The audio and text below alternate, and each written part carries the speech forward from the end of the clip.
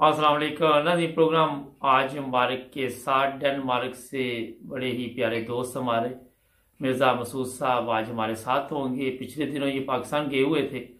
मैंने सोचा क्यों ना इनसे पूछा जाए कोई तब्दीली आई है, कोई वहाँ पे ऐसे हालात आपने देखे हैं कि जिस तरह बताते हैं कि मुल्क तरक्की की तरफ जा रहा है। अस्सलाम वालेकुम मिर्ज़ा साहब। वालेकुम अस्सलाम वरहमतुल्लाह। क्या हाल है मिर्ज़ा साहब, ठीक ठाक है आप? अल्हम्दुलिल्लाह जी, अल्हम्दुलिल्लाह, आपकी दुआएं हैं। क्या चल रहा है डेनमार्क में, मौसम कैसा है? यहाँ जर्मनी में तो गर्मी है। यहाँ पे मौसम तो अच्छा है, लेकिन आपने रात शायद खबरें सुनी हो कि एक शॉपिंग सेंटर में जी यहाँ पे शूटिंग हुई है और 3 बंदे मर गए हैं। एक रशियन है, 2 डेनिश थे और मारने वाला भी डेनिश ही है। शुक्र अल्हम्दुलिल्लाह कि कोई फॉरेनर, कोई मुसलमान इसमें शामिल नहीं है। तो मीडिया ने आप खबर उठाई हुई है वहां अच्छी पे? खबर नहीं है। मीडिया ने शोर डाला हुआ है? मीडिया ने शोर डाला हुआ है जी कोई, लेकिन आपको पता है जब उनके अपने हो तो इतना शोर तो नहीं डलता। तो लेकिन मीडिया में बार बार खबर आ रही है कि 3 बंदे मरे हैं। एक रशियन औरत है, 2 डेनिश लड़कियां हैं हस्बैंड, और मारने वाला 22 साल डेनिश है। बड़ा ही अफसोसनाक वाकया है। वैसे तो ये इतना यंग लड़का और इतना बड़ा गलत काम किया उसने। मिर्जा साहब, पिछले दिनों आप पाकिस्तान गए हुए थे, तो मैंने कहा कि क्या हालात देखे वहां पे, क्या तब्दीली कोई नजर आई? कोई लोग सुकून से जिंदगी गुजार रहे हैं? तब्दीली वहां आपको पता है कि बिल्कुल नजर नहीं आती। तब्दीली से नजर आती है टीवियों पे। अच्छा। बाकी लोग जो हैं वो, जो गरीब लोग हैं वो तो बहुत परेशान हैं। एक वक्त की रोटी खानी उनको मुश्किल होती है। बाहर से कोई बंदा आ जाए तो उसकी उसके इर्द गिर्द घूम रहे होते हैं कि शायद कुछ हिस्सा हमें भी मिल जाए। तो हम भी कोशिश करते हैं, उसके बाद से आज जाने वाले वहाँ के जब हालात देखते हैं तो कोशिश करते हैं कि जो जरूरतमंद हैं उनकी जरूरत पूरी की जाए। लेकिन हमारे भी महदूद जराए हैं, इसलिए हर बंदे की तो जरूरत पूरी नहीं की जा सकती। लेकिन तकलीफ बहुत होती है वहाँ देख के।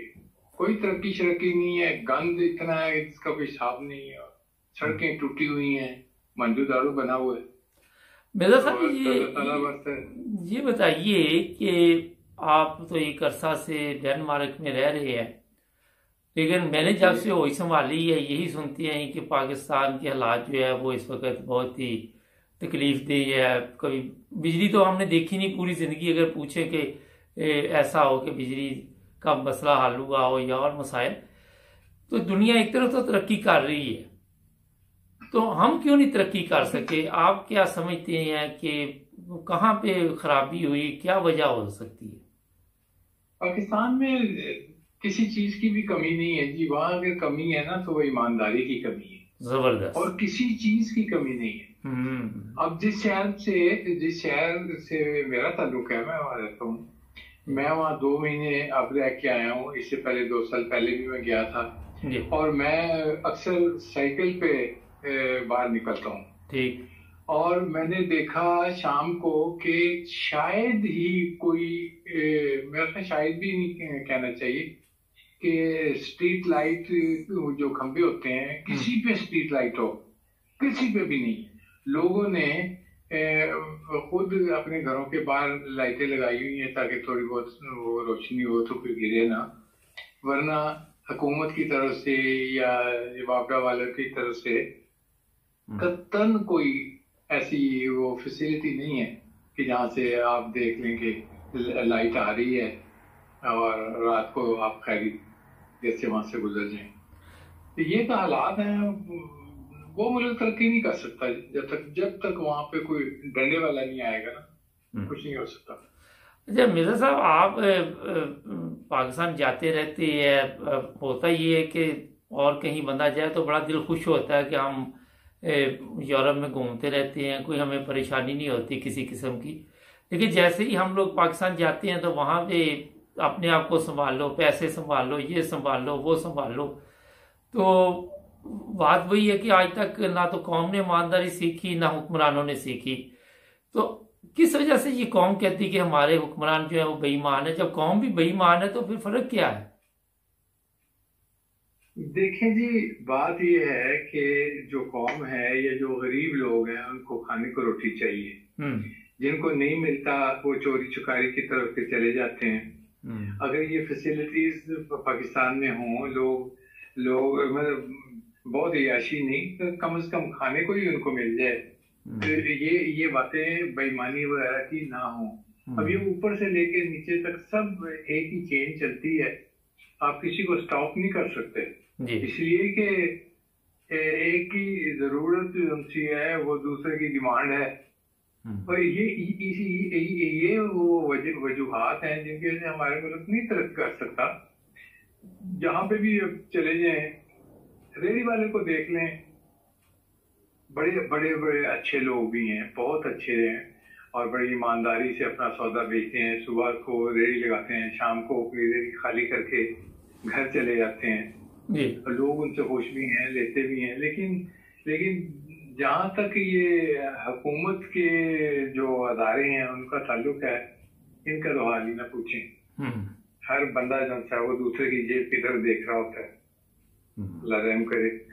अच्छा, तो ये बताइए कि वहाँ पे जो महंगाई की सूरत हाल है, क्योंकि मेरे इल्म में आप कोई बिल्डिंग भी छोटी मोटी बनवा रहे हैं, तो वहाँ पे भी आए दिन जो लोग भी कंपनियां ले हैं जो आपका काम कर रहे हैं वहाँ पे, वो बताते रहते हैं कि आज जनाब इतना रेट हो गया, इतनी महंगाई होगी, तो जो बजट था उससे कहीं ज्यादा तजावज कर जाते हैं जब जो भी काम शुरू किए जाते हैं। जिस कंपनी से मैं बनवा रहा हूँ वैसे वो चूंकि मेरे जानने वाले भी हैं, बहुत अच्छे हैं और ईमानदारी से काम कर रहे हैं। लेकिन ये परेशानी तो उनको भी रहती है कि जब स्टार्ट करते हैं तो बजट कुछ और होता है और जब वो आधा मकान खत्म हो जाता है या बन जाता है तो बजट में तब्दीली आ जाती है। इसकी वजह वो कंपनी नहीं है, उसकी वजह ये हालात हैं। अब सीमेंट जो है वो दिन ब दिन महंगा हो रहा है, पेट्रोल देख लें वो दिन ब दिन महंगा हो रहा है। हर चीज जो महंगी हो रही है वो आपके बजट पे असरअंदाज होती है।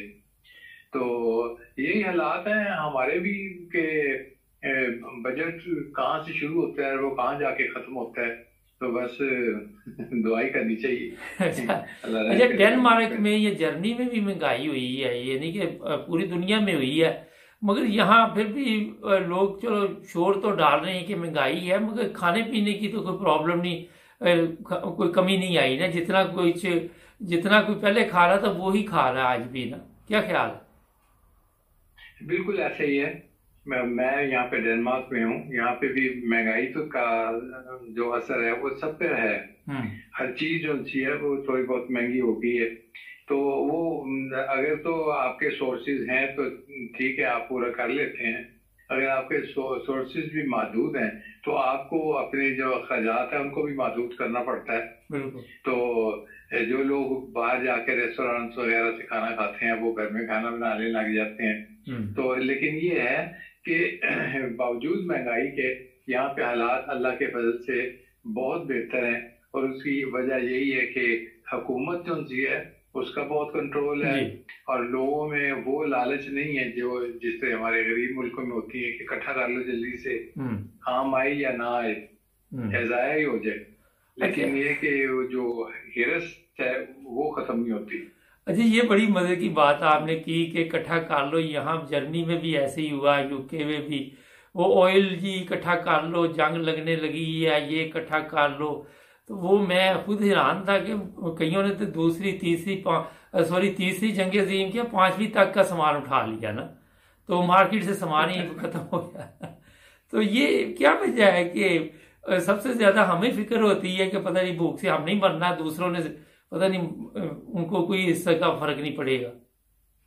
एक लिहाज से तो हम लोग अच्छे भी हैं कि चूंकि बड़ी फैमिलियां होती हैं तो जब हम कोई खरीदारी करते हैं तो हमने कभी इस तरह खरीदारी नहीं की कि आज का खाना खरीद लो और कल का पता ना हो। हम लेके आते हैं, कोई महीने का वो राशन ले आता है, कोई हफ्तों का राशन ले आता है। और अगर खुदा न खास्ता कोई कमी हो जाए मार्केट्स में जी। तो हमें वो परेशानी नहीं आती जो गोरों को आती है, क्योंकि ये वक्ती तौर पे जो चीज है अपने, स्पेशली ये घरेलू अखराजात की, ये थोड़ी मिकदार में खरीदते हैं। जी। और अगर खुदा न खास्ता दुकानों पे और इधर उधर ये कोई कुछ कमी आ जाए तो सबसे ज्यादा मुश्किल इनको पड़ती है। जी। अब यहाँ पे कुछ साल पहले इसी तरह हुआ था। खमीर है जिसे ब्रेड बनाते हैं, जी, वो खत्म हो गया था। अच्छा। अब उसके लिए इतनी लंबी लंबी लाइनें, और फिर वो नॉर्वे वालों ने एक जहाज, छोटा जहाज था, वो किसी ने प्राइवेटली हायर किया, वो भर के तो डेनमार्क लेके आया कि चलो जी ये कम से कम ब्रेड बना के तो खा लो। अच्छा। लेकिन ये चीजें होती हैं, हमें फॉरेनर्स को फील नहीं होती ऐसे मौकों पे। अच्छा मिर्जा साहब, जंग के बारे में क्या यहाँ पे चल रहा है? कुछ डेनमार्क में भी लोग खौफज़दा हैं क्योंकि स्वीडन और फिनलैंड रूस की इस वक्त जो नज़र में आए हुए हैं वो नेटो में जाना चाहते हैं, और इसी सिलसिले में आपने भी सुना होगा कि हालात काफ़ी ख़राब होते जा रहे। तो यहाँ भी कुछ लोगों में डर और खौफ पाया जा रहा है। जब तक आपको पता है कि ये राशन वगैरह मिलता रहे ना, किसी में डर खौफ नहीं होता। लेकिन ये है कि ये क्योंकि यूक्रेन की जो जंग है रशिया के साथ, उसमें डेनमार्क में भी पूरा पार्टिसिपेट किया हुआ है, असला वगैरह भिजवाते रहते हैं। बज़ाहिर तो ऐसे लगता है जैसे मैन पावर नहीं दे रहे लेकिन असला वगैरह दे रहे हैं, लेकिन ये दोनों तरह से बैकग्राउंड में सब कुछ चल रहा है। और ये महंगाई की एक दूसरी वजह भी यही है कि जो आम पब्लिक है उस पे टैक्स लगा के तो ये अपने अखराजात उनसे गवर्नमेंट्स के ये पूरे कर लेते हैं जी। और गवर्नमेंट लोग यही समझते हैं कि वो पता नहीं क्या हो गया है, क्यों महंगाई हो रही है, जंग हो गई है, लेकिन जंग के अखराजात ये सब खुद ही पूरे कर रहे होते हैं। यही हाल पेट्रोल वगैरह का है, बस इसी तरह ही है। चले, बहुत शुक्रिया मिर्जा साहब आपका कि आपने टाइम दिया है। इंशाल्लाह आपसे फिर भी बातचीत होती रहेगी। थैंक यू जी। बहुत शुक्रिया आपके टीवी का, माशाल्लाह हम भी प्रोग्राम देखते रहते हैं और बहुत अच्छे प्रोग्राम आपके हैं। अल्लाह करे कि आपका ये प्रोग्राम बाकायदा अच्छे लोगों में पहुंचता रहे और आपके पैगाम भी हर जगह पहुंचे। चलें, थैंक यू जी, अल्लाह। नाज़रीन, कल मेरा भी इत्तेफाक हुआ है जर्मनी में। मैंने कहा महंगाई का रोना रो रहे लोग, तो यहाँ बाहर खाना खाने गए हम भी, तो वहाँ पे मैंने देखा कि जगह नहीं थी, फुल थे रेस्टोरेंट काफ़ी। ये हम्बर की बात है। इसी तरह अगर आप पाकिस्तान में जाएँ, महंगाई का रोना तो रोते हैं, लेकिन जुलूस में गाड़ियाँ भी पूरी होती हैं, बाइक भी पूरी होती है, लोग खाना भी खा रहे हैं, सब कुछ चल रहा है, बिल भी दे रहे हैं, बिजली भी आ रही है, अगर नहीं भी आ रही तब भी बिल दे रहे हैं। तो अजीबोगरीब सूरत हाल है, हर तरफ समझ से बाहर है। बहरहाल इस दुनिया में जब आए हैं तो जीना तो पड़ेगा।